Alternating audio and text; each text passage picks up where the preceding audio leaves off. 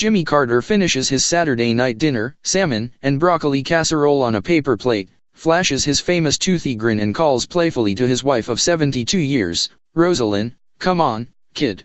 She laughs and takes his hand, and they walk carefully through a neighbor's kitchen filled with 1976 campaign buttons, photos of world leaders and a couple of unopened cans of Billy beer, then out the back door, where 3 Secret Service agents wait.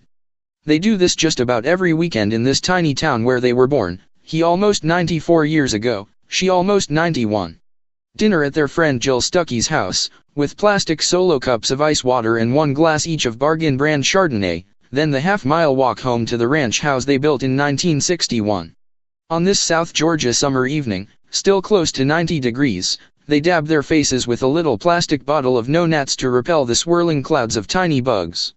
Then they catch each other's hands again and start walking, the former president in jeans and clunky black shoes, the former first lady using a walking stick for the first time.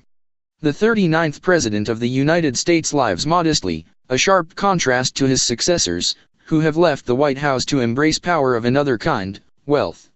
Even those who didn't start out rich, including Bill Clinton and Barack Obama, have made tens of millions of dollars on the private sector opportunities that flow so easily to ex-presidents.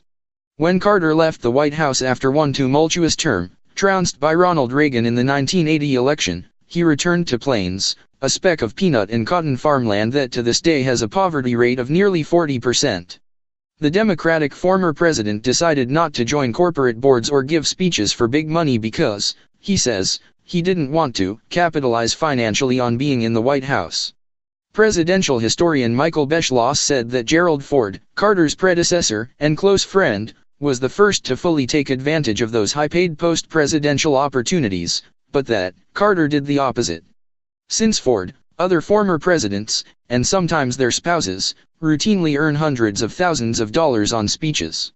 "I don't see anything wrong with it, I don't blame other people for doing it," Carter says over dinner. "It just never had been my ambition to be rich." Carter was 56 when he returned to Plains from Washington. He says his peanut business, held in a blind trust during his presidency, was $1 million in debt, and he was forced to sell. "We thought we were going to lose everything," says Rosalynn, sitting beside him. Carter decided that his income would come from writing, and he has written 33 books, about his life and career, his faith, Middle East peace, women's rights, aging, fishing, woodworking, even a children's book written with his daughter, Amy Carter, called The Little Baby Snugglefleeger. With book income and the $210,700 annual pension all former presidents receive, the Carters live comfortably. But his books have never fetched the massive sums commanded by more recent presidents. Carter has been an ex-president for 37 years, longer than anyone else in history. His simple lifestyle is increasingly rare in this era of President Donald Trump, a billionaire with gold-plated sinks in his private jet, Manhattan penthouse, and Mar-a-Lago estate.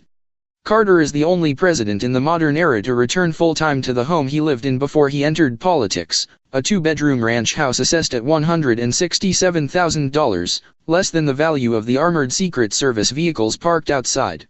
Ex-presidents often fly on private jets, sometimes lent by wealthy friends, but the Carters fly commercial. Stuckey says that on a recent flight from Atlanta to Los Angeles, Carter walked up and down the aisle greeting other passengers and taking selfies.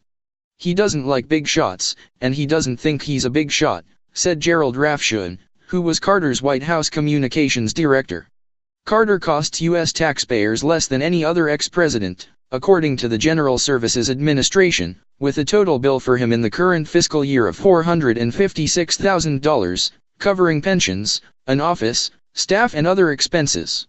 That's less than half the $952,000 budgeted for George H.W. Bush. The 3 other living ex-presidents, Clinton, George W. Bush and Obama, cost taxpayers more than $1 million each per year. Carter doesn't even have federal retirement health benefits because he worked for the government for 4 years, less than the 5 years needed to qualify, according to the GSA. He says he receives health benefits through Emory University, where he has taught for 36 years. The federal government pays for an office for each ex-president. Carter's, in the Carter Center in Atlanta, is the least expensive, at $115,000 this year. The Carters could have built a more elaborate office with living quarters, but for years they slept on a pull-out couch for a week each month. Recently, they had a Murphy bed installed. Carter's office costs a fraction of Obama's, which is $536,000 a year. Clinton's costs $518,000, George W. Bush's is $497,000 and George H. W. Bush's is $286,000, according to the GSA. I am a great admirer of Harry Truman. He's my favorite president, and I really try to emulate him, says Carter, who writes his books in a converted garage in his house. He set an example I thought was admirable. But although Truman retired to his hometown of Independence, M.O., Beschloss said that even he took up residence in an elegant house previously owned by his prosperous in-laws. As Carter spreads a thick layer of butter on a slice of white bread, he is asked whether he thinks, especially with a man who boasts of being a billionaire in the White House, any future ex-president will ever live the way Carter does. I hope so, he says. But I don't know. Plains is a tiny circle of Georgia farmland, a mile in diameter, with its center at the train depot that served as Carter's 1976 campaign headquarters. About 700 people live here, 150 miles due south of Atlanta, in a place that is a living museum to Carter. The general store, once owned by Carter's uncle Buddy, sells Carter memorabilia and scoops of peanut butter ice cream. Carter's boyhood farm is preserved as it was in the 1930s, with no electricity or running water. The Jimmy Carter National Historic Site is essentially the entire town, drawing nearly 70,000 visitors a year and $4 million into the county's economy. Carter has used his post-presidency to support human rights, global health programs and fair elections worldwide through his Carter Center, based in Atlanta.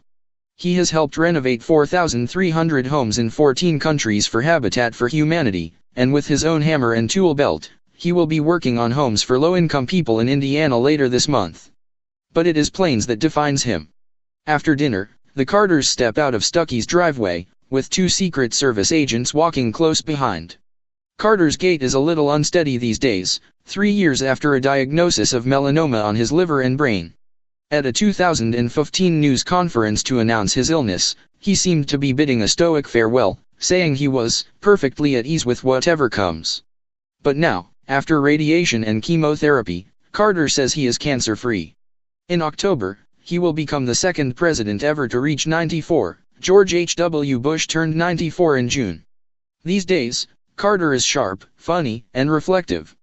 The Carters walk every day, often down Church Street, the main drag through Plains, where they have been walking since the 1920s. As they cross Walters Street, Carter sees a couple of teenagers on the sidewalk across the street. "Hello," says the former president, with the same big smile that adorns peanut Christmas ornaments in the general store. "Hey," says a girl in a jean skirt, greeting him with a cheerful wave. The two 15-year-olds say people in Plains think of the Carters as neighbors and friends, just like anybody else. "I grew up in church with him," says Maya Wynn. "He's a nice guy, just like a regular person. He's a good old Southern gentleman," says David Lane. Carter says this place formed him, seeding his beliefs about racial equality. His farmhouse youth during the Great Depression made him unpretentious and frugal. His friends, maybe only half joking, describe Carter as tight as a tick. That no-frills sensibility, endearing since he left Washington, didn't work as well in the White House. Many people thought Carter scrubbed some of the luster off the presidency by carrying his own suitcases onto Air Force One and refusing to have "Hail to the Chief" played. Stuart Eisenstadt, a Carter aide and biographer, said Carter's edict eliminating drivers for top staff members backfired. It meant that top officials were driving instead of reading and working for an hour or two every day. He didn't feel suited to the grandeur, Eisenstadt said. Plains is really part of his DNA. He carried it into the White House, and he carried it out of the White House. Carter's presidency, from 1977 to 1981, is often remembered for long lines at gas stations and the Iran hostage crisis. "I may have overemphasized the plight of the hostages when I was in my final year," he says. "But I was so obsessed with them personally, and with their families, that I wanted to do anything to get them home safely, which I did." He said he regrets not doing more to unify the Democratic Party. When Carter looks back at his presidency, he says he is most proud of keeping the peace and supporting human rights, the Camp David Accords that brokered peace between Israel and Egypt, and his work to normalize relations with China. In 2002, he was awarded the Nobel Peace Prize for his efforts. I always told the truth, he says. Carter has been notably quiet about President Donald Trump. But on this night, 2 years into Trump's term, he's not holding back. I think he's a disaster, Carter says. In human rights and taking care of people and treating people equal. The worst is that he is not telling the truth, and that just hurts everything, Rosalynn says. Carter says his father taught him that truthfulness matters. He said that was reinforced at the U.S. Naval Academy, where he said students are expelled for telling even the smallest lie. I think there's been an attitude of ignorance toward the truth by President Trump, he says. Carter says he thinks the Supreme Court's Citizens United decision has changed our political system from a democracy to an oligarchy.